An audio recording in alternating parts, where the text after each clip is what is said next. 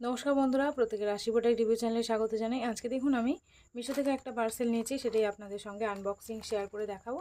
আগে থেকে আমি প্যাকেটটা কেটে রেখেছিলাম, এই যে তখন ভিডিওটা করা হয়নি।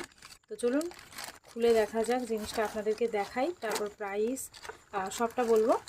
এটা নিয়েছি কিন্তু আমি মিশো থেকে, আর মিশো থেকে অনেক প্রোডাক্ট ভীষণই খারাপ এসেছিলো, কিন্তু এই প্রোডাক্টটা একদম ঠিকঠাক এসেছে। মিশো থেকে দুটো জিনিস নিয়েছি আমি, একটা শাড়ি এবং একটা এটা নিয়েছি।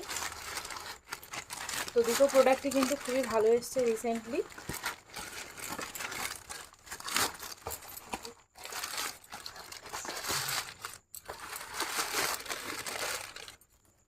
তো আমি একটা এরকম হটপট নিয়েছিলাম, বা ক্যাসারোল বলতে পারেন, যেগুলো ক্যাসারোলের সেট হয় সেই টাইপের জিনিস। এরকম প্যাকেজিংয়ে দিয়েছে। প্যাকেজিংটা মোটামুটি খুব ভালো না, খুব খারাপও না, কিন্তু জিনিসটা পুরো দারুণ এসেছে। এই যে দেখুন কত সুন্দর দেখতে।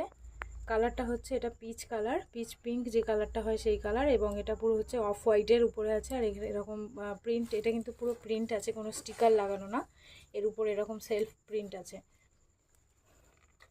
তো এটার ক্যাপাসিটিটা মোটামুটি ওই ধরুন 1.5 থেকে 2 লিটার মতো, বা 1.5 লিটারই বলতে পারেন।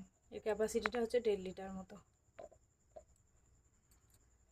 ভিতরটা স্টিল আছে, যেরকম হটপট বলি আমরা, এগুলোকে হটপটও বলি। আর এর মধ্যে আপনারা রুটি, ভাত সব স্টোর করে রাখতে পারবেন, তরকারি। এটা কিন্তু ফ্রিজেও আপনারা ফ্রিজ কন্টেনার হিসেবেও ইউজ করতে পারেন। আর এটা কিন্তু মাইক্রোওভেনে দেওয়া যাবে না। মিশো থেকে যারা জিনিস কিনছেন একটু দেখে নেবেন, যে অনেক সময় মাইক্রোওভেনে সেফ লেখা থাকে, কিন্তু মাইক্রোওভেনে সেফ অনেক জিনিস হয় না।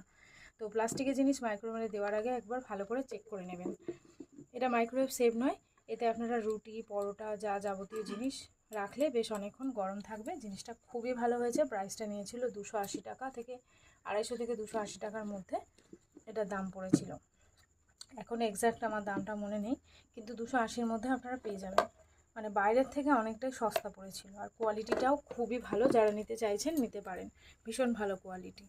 তো আজকে ভিডিও এটুকুই রাখছি।